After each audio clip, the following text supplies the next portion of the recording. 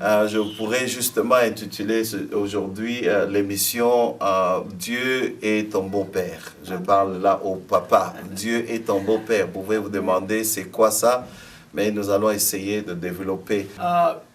Cette femme que Dieu t'a donnée, c'est un cadeau qui te vient du ciel. Cette femme que Dieu t'a donnée a un père spirituel et s'appelle du nom de Jésus. Jésus-Christ de Nazareth est le père de la femme que tu portes dans tes bras, que tu embrasses, celle que tu malmènes, celle que tu insultes tout le temps là. Elle a un père spirituel. Qui va maltraiter mes filles, il aura des problèmes avec moi. Alors, si quelqu'un vient épouser ma fille, par exemple, et elle a trouvé un homme qu'il faut, un bon garçon, le jour du mariage, ce sera une célébration. Je serai dans la joie de savoir que ma fille est dans de bonnes mains, ma fille sera bien traitée, ma fille n'aura pas de problème, je serai dans la joie. Et le mari, oui, mon beau-fils, sera mon meilleur ami. Persévère toujours. Tu peux croiser des difficultés dans la vie chrétienne. Mais tiens bon mon frère, il est le Dieu d'Israël. Alléluia. Bienvenue à notre émission de ce jour, bien-aimés. Nous sommes encore dans la joie de vous recevoir. Merci pour toutes vos prières, pour tous vos soutiens et tout. Donc, que Dieu vous bénisse au centuple. Nous allons sans plus tarder commencer notre émission de ce jour. Nous allons parler, la fois passée, nous avons parlé sur la pureté du corps, de l'âme et de l'esprit. Gardez ces conseils et essayons de mettre ça en pratique. Souvenons-nous que tout ce que nous faisons, Dieu a promis des bénédictions et des bénédictions en abondance. Quand tu gardes la parole de Dieu, que tu mettes cette parole en pratique et que tu craignes le nom de Dieu en vérité, amen, Dieu te bénira. Donc, tout ce que tu entreprendras sera béni rien que par le fait que tu as obéi à la parole de Dieu, tu as mis cette parole en pratique et tu as craint le nom de Dieu. Amen. Donc aujourd'hui, nous allons continuer les couples. Nous allons encore continuer sur notre émission normale de tous les jours. Nous allons parler aux couples encore une fois aujourd'hui. Aujourd'hui, la fois passée, avant que le pasteur ne parte en mission, nous avons parlé des mamans. Nous avons parlé aux mamans les 15 choses que les mamans ne devaient pas faire. Arrêtez de faire. Arrêtez de faire. Amen. Aujourd'hui, nous allons un peu parler aussi aux papas. Donc, les mamans sont aussi concernées, mais nous allons plus nous appuyer sur les papas. Cette femme que Dieu t'a donnée, c'est un cadeau qui te vient du ciel. Cette femme que Dieu t'a donnée a un père spirituel et s'appelle du nom de Jésus.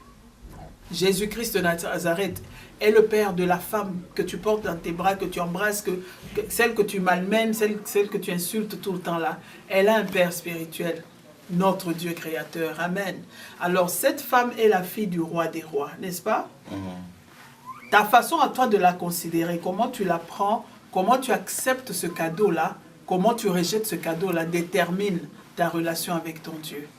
Alors, ça, c'est juste une introduction. Je vais sans plus tarder passer la parole au pasteur et que Dieu vous aide vraiment à écouter. Ne voyez pas toujours le mauvais côté quand nous vous conseillons. Nous voulons juste que Dieu prenne vie en vous et qu'il accomplisse ses merveilles. En ta parole, les oppositions se sont multipliées.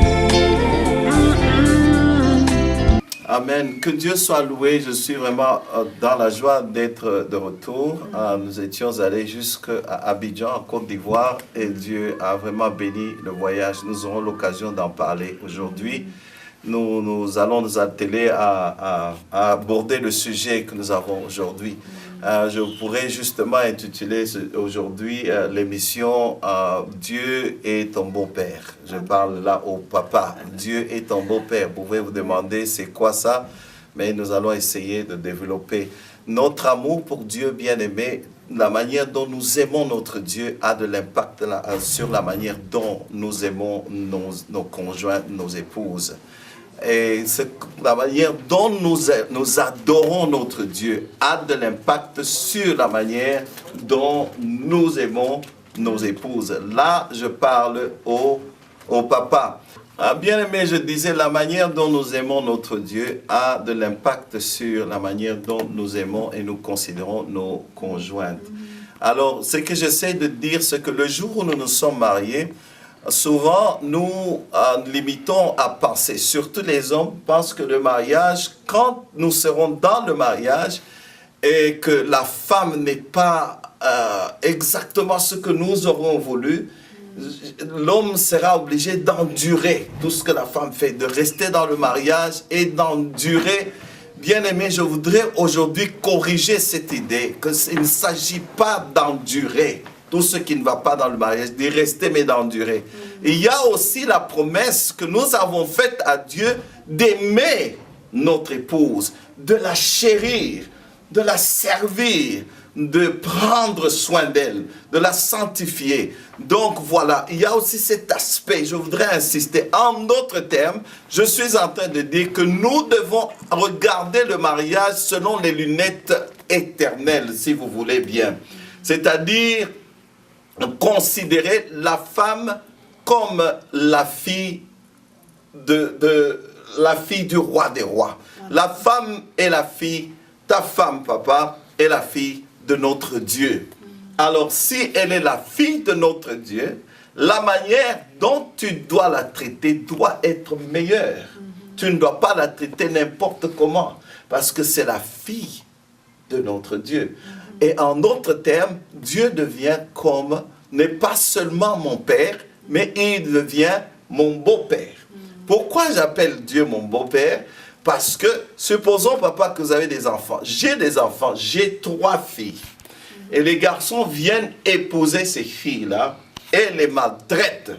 Je ne pense pas que je serai content. Bien-aimé, il ne s'agit pas de notre joie dans le mariage. Il s'agit de faire la joie de notre Dieu et la gloire de notre Dieu. Si tu es en train de faire quelque chose qui ne plaît pas à Dieu, tu es dans les problèmes. C'est ce que Pierre essaie d'expliquer en disant que nous devons avoir de la considération pour les femmes. Sinon, ta prière ne va même pas monter. Voilà quelque chose qui peut tellement déplaire à Dieu au point que Dieu ne peut même pas écouter ta prière. Donc ta femme, papa, c'est la fille de Dieu, la fille de notre Dieu puissant. Alors, tu dois la traiter en tant que telle. Quelqu'un qui va maltraiter mes filles, il aura des problèmes avec moi. Alors, si quelqu'un vient épouser ma fille, par exemple, et elle a trouvé un homme qu'il faut, un bon garçon, le jour du mariage, ce sera une célébration. Je serai dans la joie de savoir que ma fille est dans de bonnes mains, ma fille sera bien traitée, ma fille n'aura pas de problème, je serai dans la joie. Et le mari, oui, mon beau-fils, sera mon meilleur ami. C'est une joie. Quelqu'un qui veut des problèmes avec moi vient avoir des problèmes avec mes enfants. Tu auras des problèmes avec moi.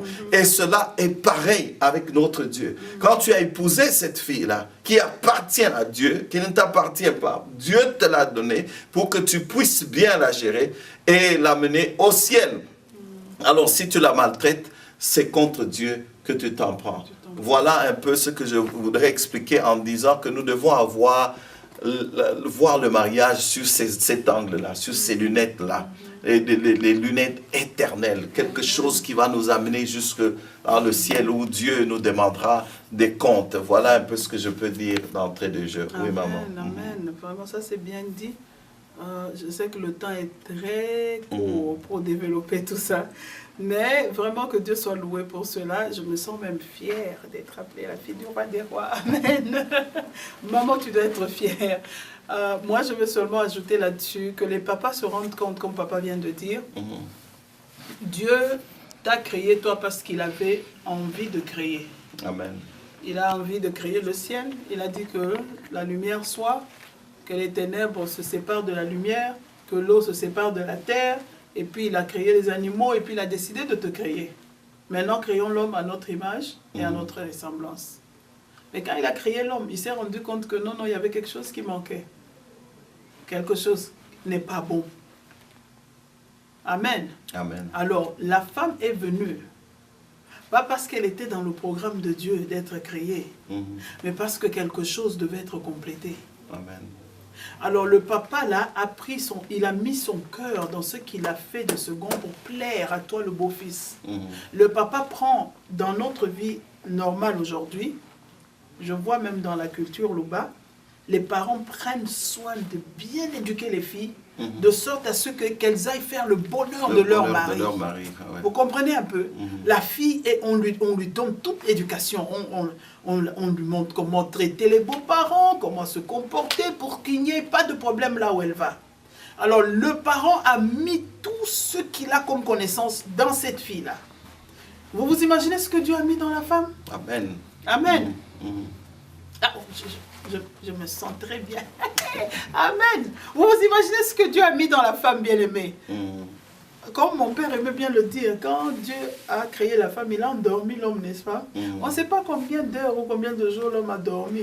Donc il a vraiment eu le temps de causer avec la femme et de l'établir. Amen. Amen. Ce que Dieu a mis dans la femme est ton bonheur, papa. Tu dois prendre ça dans ce sens-là. Amen. Ce que Dieu a mis dans cette femme qui est en face de toi, c'est ton bonheur. Alors s'il y a quelque chose qui ne va pas aujourd'hui, c'est que le diable est contre ton bonheur. Appelle celui qui sait menacer le dévoreur, pour qu'il vienne menacer ce dévoreur-là, qui essaye de voler ta bénédiction en mettant des problèmes dans ta femme. Lève-toi comme un vrai homme. Tiens-toi debout comme un vrai garçon, un vrai homme qui vient entrer dans une famille pour épouser une fille de quelqu'un. Il va accepter les vents et marées, il va accepter les insultes, il va accepter tout ce qui va s'opposer contre sa demande de main. Alors, mets-toi aussi debout contre tous ceux qui attaquent ta relation avec cette femme-là, parce que tu dois plaire à ton beau-père. Amen, j'aime ça. Tu dois vraiment plaire à ton beau-père. Quand le beau-père vient te demander des comptes, qu'il trouve que non, sa fille est heureuse, alors c'est à toi maintenant d'être le responsable que Dieu a mis sur terre pour la femme. Amen. Alors que Dieu soit loué. Amen. Amen. Amen. Maman a tout à fait raison, parce que au tout au début de nos émissions, nous avions dit que Dieu, après avoir créé tout ce qu'il a créé, la nature et tout le reste, son œuvre de couronnement, c'était créer la femme, créer l'homme plutôt. Et puis il regarde l'homme et dit, il n'est pas bon que l'homme soit seul. Nous allons lui faire une aide semblable. Alors dans la parole de Dieu, nous avions dit que 11 fois le mot aide revient. 7 fois, il se réfère à Dieu lui-même comme notre aide selon nos besoins. Et le reste du temps, il se réfère à la femme. La femme devient spéciale aux yeux de Dieu parce que c'est une représentante de Dieu dans le foyer pour faire le bonheur de l'homme et l'amener là où Dieu veut qu'il soit. Amen. Donc voilà un peu l'importance de la femme. Et nous devons la traiter comme cela. Alors soyons honnêtes, papa. La grâce que Dieu nous a fait. Dieu t'a choisi. Dieu t'a sauvé. Dieu t'a pardonné tes péchés. Dieu t'a béni. Finalement, il te donne même une femme. Toute cette grâce-là. Quand nous regardons même la manière dont nous marchons avec notre Dieu, nous prenons la grâce en vain. Nous brûlons cette grâce tous les jours. Nous gaspillons, nous usons de cette grâce. Mais Dieu, malgré cela, il nous aime toujours. Alors tout ce que Dieu te demande en échange, c'est traite ma fille ici comme il se doit. Et bien aimé, prends garde de ne pas bien la traiter. Parce que cela, c'est aller toucher vraiment le cœur de Dieu. C'est tout ce qu'il te demande. De la chérir, de prendre soin d'elle, en échange de la grâce qu'il t'a donnée. Voilà un peu tout ce que Dieu nous demande, bien-aimés. C'est ce que nous devons faire. Amen. Amen. Donc, oui, maman. Et c'est aussi un secret parce que si tu veux réussir avec Dieu, si tu veux avoir les bénédictions de Dieu, tu dois arriver à plaire au cœur de Dieu. David était pécheur, David était tout ce qu'il était. Mais comment est-ce qu'il a réussi à plaire au cœur de Dieu? C'est en essayant de faire plaisir à ce Dieu-là. En traitant très bien ta femme. C'est une façon aussi de plaire au cœur de Dieu. Alors tu seras béni. Comme Pierre a bien dit, n'ose même pas adresser une parole à Dieu quand tu as attristé le cœur de ta femme. Ta prière ne va pas monter. Amen. Alors papa, n'ose même pas croire que je suis un héros. Sois un héros dans le bonheur de ta femme. Sois un héros dans le bonheur de tes enfants. On voit les Européens, les Américains, ils essayent de marquer le monde avec leur nom. Marque ton nom par ce que tu fais à ta femme et à tes enfants. Que le monde autour de toi sache que celui-là, c'est un vrai homme. En faisant le bonheur de ta famille, en commençant par ta femme. Quand une femme est heureuse, les enfants sont heureux, la génération qui vient est bénie. Alors c'est entre tes mains, papa, d'amener la bénédiction ou d'amener la malédiction sur ton foyer. C'est toi qui dois décider. Tu choisis le bonheur, tu rends ta femme heureuse, les enfants seront heureux, la bénédiction sera sur ta génération. Tu décides de jouer au violent, de jouer au dictateur, tu appelles la malédiction sur ta maison, et la malédiction sera sur toute la descendance. Donc, tout est entre tes mains, papa. C'est toi le leader, c'est toi que Dieu a créé, c'est toi que Dieu a mis devant. Donc, c'est à toi de décider, c'est à prendre ou à laisser. Amen. Oui, maman a raison, parce que souvent, nous avons des hommes qui se plaignent. C'est comme si tu vas te plaindre devant Dieu, qui t'a donné la femme que tu as. Oh non, elle ne s'est pas préparée, elle ne sait pas faire ceci. On commence à se plaindre de tout et de rien. On est prêt à blâmer cette femme, à les traiter même de sorcières. C'est ce que nous voyons souvent dans nos conférences. Surtout qu'on a déjà d'autres intérêts dehors. D'autres intérêts dehors. Ah, elle est sorcière. Qui veut noyer son chien l'accuse de rage. Bien-aimé, c'est comme si vous allez vous plaindre devant Dieu. Mais qu'est-ce que Dieu vous dira? Dieu vous dira que malgré cela, c'est aime-la. Pourquoi? Parce que c'est ma fille. Moi, je l'aime, je la chéris. Certes, ma fille peut avoir des erreurs, elle peut avoir des fautes, elle n'est pas parfaite, mais je l'aime toujours. Pour prendre cet exemple dans notre vie, dans le foyer, dans la famille, moi, je suis parent, j'ai mes enfants, je les aime. Malgré les erreurs, malgré tout ce qu'ils peuvent faire, je les chéris. Alors, la personne qui viendra aimer ma fille, malgré ses fautes et ses erreurs, ce mari-là sera un ami. Et c'est ça la vraie adoration à notre Dieu. Quand tu aimes ta femme de cette manière-là, même si elle grandit, même si elle vieillit, même si elle change de forme, elle sera toujours la fille du roi des rois. Amen. Elle ne va pas changer. Parce que nous ne sommes pas créés pour être passionnés tout le temps. Vous pouvez le voir dans votre mariage. Première année, vous étiez attentionné, passionné. Deuxième année, à la 5e année, ça devient même une épreuve pour vivre avec cette personne-là. Mais si vous considérez cela comme si la femme est la fille du roi des rois et que tu dois faire la joie de ton Dieu, c'est ça la vraie adoration. L'adoration, ce n'est pas les chants, les mots que nous sortons à l'église, c'est quand nous sortons de l'église, comment nous vivons.